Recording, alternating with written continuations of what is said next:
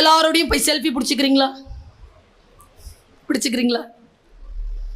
உங்க ஸ்கிரீன்ல 2 பேர் வராங்களா? 2 பேர் வராங்களா? யார் யாரு? செலிபிரிட்டியும் நீங்களும். செலிபிரிட்டி புகழோடு தோன்றி இருக்கிறார், நீங்கள் தோன்றி புகழோடு தோன்றுக.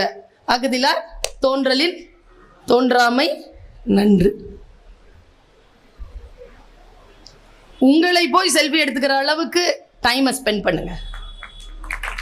வாழ்க்கையில் இப்படி வாங்க. கொஞ்சம் உழைக்கணும், கொஞ்சம் வைராக்கியம் இருக்கணும்.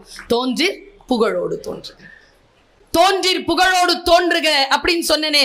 புகழ் என்பது திருமணம் செய்து கொள்வது, இல்லறம் அமைப்பது புகழ். புகழ் புரிந்த இலோர்க்கு இல்லை, இகழ்வார் முன் ஏறுபோல் பீடு நடை. வள்ளுவன். சரியா? நான் எங்க சென்னையிலிருந்து வரும்பொழுது நிறைய பேனர்ஸ் பார்க்கிறேன்.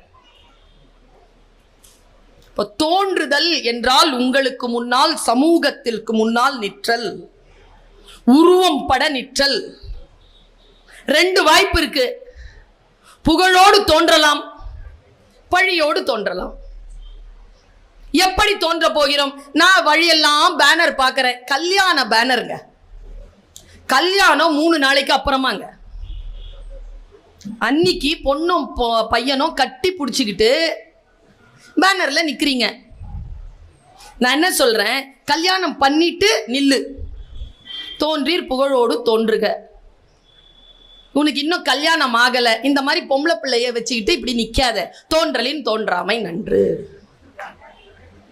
வள்ளுவன் இதை தானே சொல்கிறான். சரி, இன்னொன்னு சொல்றேன். இப்போ ஸ்வீட் எடு கொண்டாடுன்னு ஒரு அட்வர்டைஸ்மெண்ட்டுங்க.